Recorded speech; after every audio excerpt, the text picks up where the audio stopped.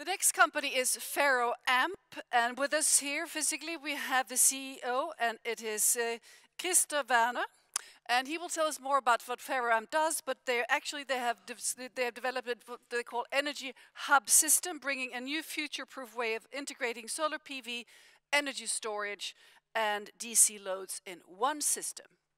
The stage is yours, Christer. Thank you very much. I hope you could hear me well, everybody. It's a pleasure to be here today. I will talk about the fantastic company Ferroamp.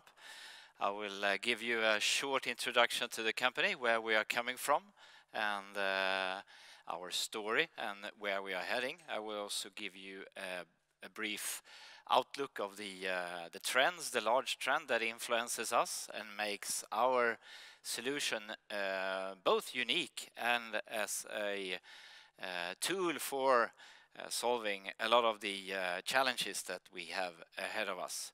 I will also give you a brief introduction to some customer cases that we have delivered over time. So, Ferroamp Electronique, we are a fast-growing clean tech company that provides a unique patent solution for power optimization for homes, real estates, and other buildings industry. I will come back to describe our unique energy hub ecosystem going forward. As you know, we are facing bottlenecks with power due to the electrification in the society going forward, and we offer a unique solution to handle that in many cases, combining the grid, which is very important, as well as the renewable energy sources like solar energy. We also have the energy storage, the electric vehicle, and potentially other sources going forward. We are using a very unique direct current technique. I will come back to that, maybe a little bit technical, but I will at least just highlight the uniqueness in that. One other thing that I really want to pinpoint already here is that our product is a scalable, future-proof product, which means that you sort of buy Lego bricks, which you could combine into whatever solution you want to have for the moment, and you could over time grow that solutions with adding other Lego bricks over time. I said we was a fast-growing company. Last year we had a turnover of our net sales of 77 million SEK, and we will keep on growing going forward. The company was founded a little more than 10 years ago. It was founded by Björn Järnström, and for those of you who can translate Swedish and English knows that Järnström is Ferroamp, quite directly translated. He was back in those days. He was trying to solve the problem with that we have three phases coming into our facilities, three different lines coming into from the grid into our facility. He wanted to use the energy and shift energy between these three phases to be able to use that more efficient and to use all available energy over those three phases. He created the solutions which was patented a couple of years later. So the first installations, prototype installations, was made 2013 approximately. 2015 we made the first commercial installations, and since then, since we are using this direct current technique and the way Björn built this product and system, it has been easy to add a different type of renewable energy like solar power, like energy storage, and an electrical vehicle charger over time. So from say 2015-16 we have added on different components, Lego bricks, into our system, but we have also grown the company. We have shown via approximately 2,500 commercial installation by today that the technique and the technology is proven, it's working, and we are in the middle of growing this into a volume company going forward. I will be back with that later. But I also want to take the chance when I have this picture, and I love to do that when I have this picture up here, that our technology has been awarded over time continuously for the high level of technical level that we are keeping. And in this industry, the Intersolar Award normally is known as the solar industry's Nobel Prize, and we have been awarded that 3 times, 16, 18, and 20. So last spring, a year ago, we was awarded that for the 3rd time in a row, in the most fair competition, of course, with our competitors around the world. Looking into the market where we are facing at the moment, producing energy is shifting from old energy sources into renewable energy sources, and in the price tag for producing this is decreasing rapidly. And I would say that over time it's of course a day-to-day price on this, but this is the lowest I've found, and you could easily find that on the net. It's a huge park in Portugal that where you pay 0.01 euro per kilowatt hours for energy, and they is decreasing rapidly. And even though this is maybe not the exact price for being here up in the north, even though we have a very lovely sunny day today, I would say that still the price for producing energy is going down. So the price of producing solar energy is not an issue. It's maybe the problem that it's always not produced when we want to use it. And it's maybe not always produced on the spot where we want the power for the moment. So that's the challenge going forward.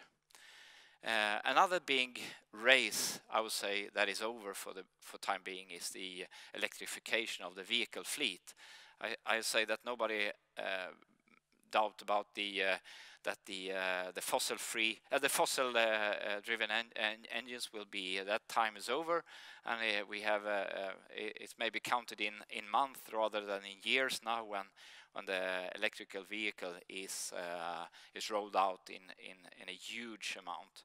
I think that in December last year, the most sold vehicle in the Swedish market was an electrical vehicle. This creates a lot of challenges for our grid.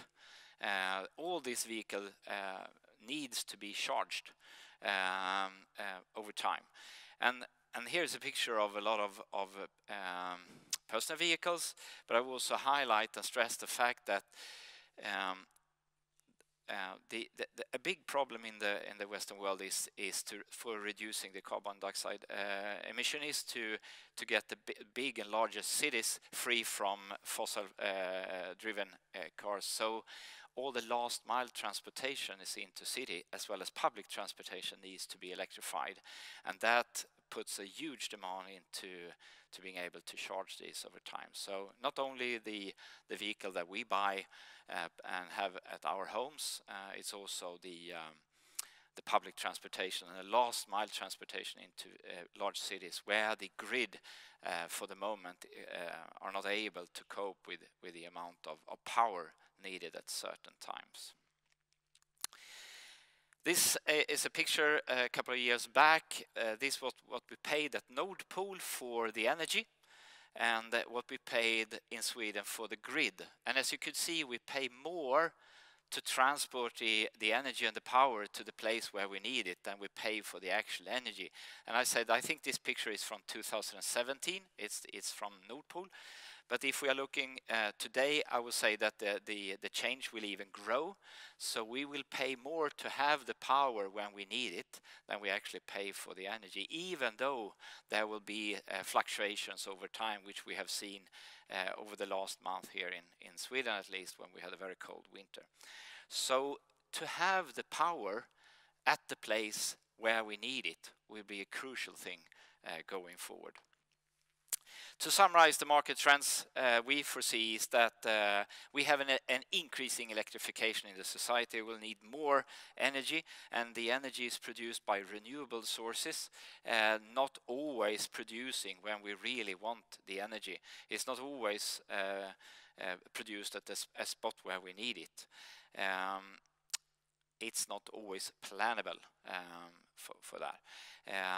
there are a lot of initiatives in the society to really support the transition in the society, and that opens also up possibilities for us going forward.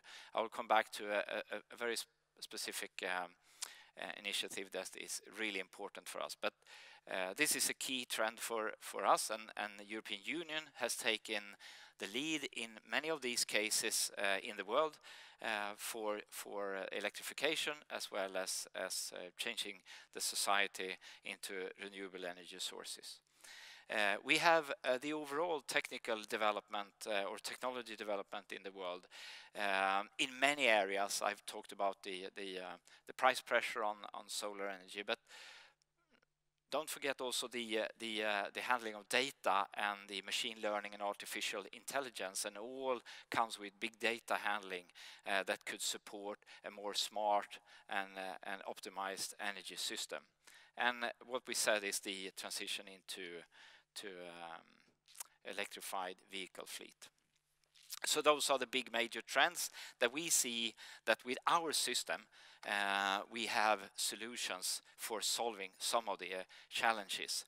This is our scalable energy hub ecosystem. It all starts at the top left corner, where we have the energy hub. The energy hub is connected to the grid.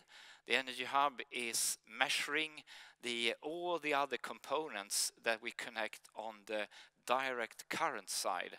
And we could connect solar energy through Solar String Optimizer, which is a system product from our side. We could also integrate different type of energy storage solutions, batteries, and EV chargers, other things like different type of facility systems on the DC side. And why am I always talking about the DC thing? Yeah, it's due to the fact that a lot of these things are direct current components, and compared to a lot of competitors around the world, we are working on the DC side. We are combining this on the DC side, which means that we have less conversation losses. We handle everything on the DC side, so we use all the energy that's handled there. Everything is combined, continuously measured and monitored through our software system, which you could see in the middle. Looking into the cloud-based system, all of these components has their own software system, combining them, talking to each other, but is also able to combine into a cloud-based energy management systems. In real time, with high resolution data is gathered to make the facility owner able to monitor and choose when I'm going to use which type of energy. Am I going to produce, or do I have solar power for the moment, or do I need support from the grid? What's the price of the electricity for the moment? What does my energy storage looks like? What type of energy vehicle, EV will I add into the systems over time? So by having access to real-time high-resolution data in our cloud-based energy measurement systems will give the facility owner a huge possibility to optimize and control and monitor the situation. We are making the facility into a smart component in the future system.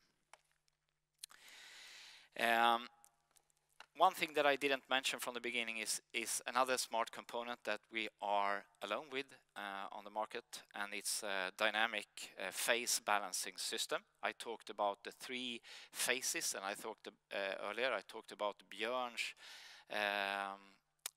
unique patent that he granted 2013. It's a dynamic phase balancing, and if you look into a house in Sweden, we have the energy coming in 3 phases, and if we, for example, connect an EV, we could easily get a problem with our main fuses. To be able to shift the energy between the 3 phases and protect the main fuses, we could charge the electric vehicle or use the available energy much smarter over time.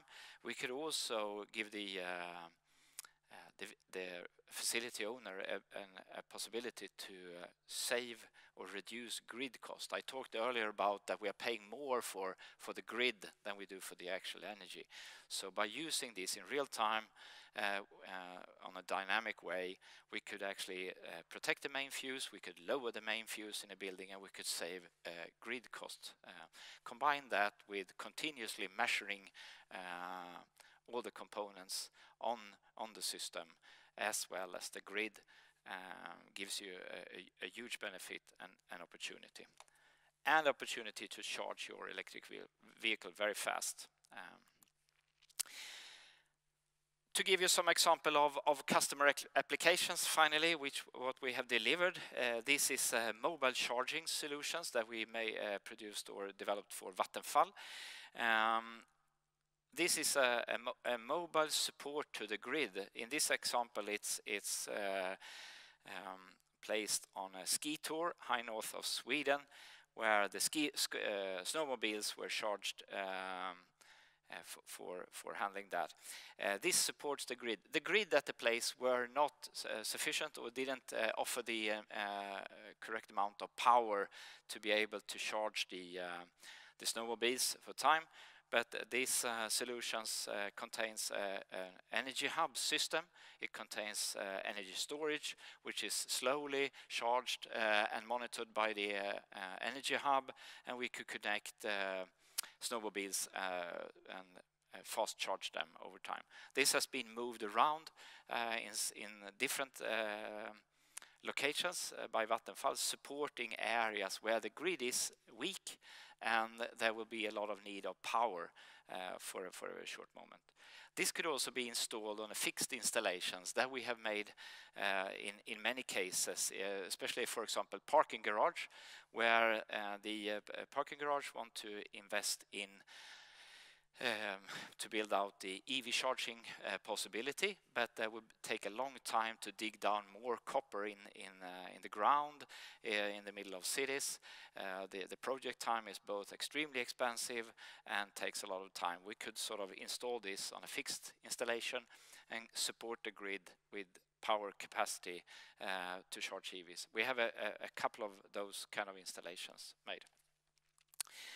This is another example. It's approximately 100 apartments that using solar power on the roof, batteries in the basement, and they are also connected with a local DC grid between them, so they could share the energy between the buildings over time. We call it the power share. I talked about initiative, a regulatory initiative before. Today it's maybe not it's not allowed. You need to have to install this kind of thing, but that's a initiative from European Union to be able to share energy or power between buildings on this way. But we have a prototype installation here and on a couple of other places in Sweden. So that's another thing. We of course could also show you villas, small houses where we have solar power, EV charging. But the thing I really want to highlight is the scalable system built on Lego bricks, I could say, that you could install in an energy hub that could be built out. You could add on components, you could add on capacity, solar power over time. I realized that I need to take a little bit of a shortcut through the pictures here, even though it's a fantastic company and I could talk about it for a very long time. As I told you, we are in the phase of growing. We have over time both worked with the product profitability on the existing product, industrializing them, making them able to be produced in high volumes.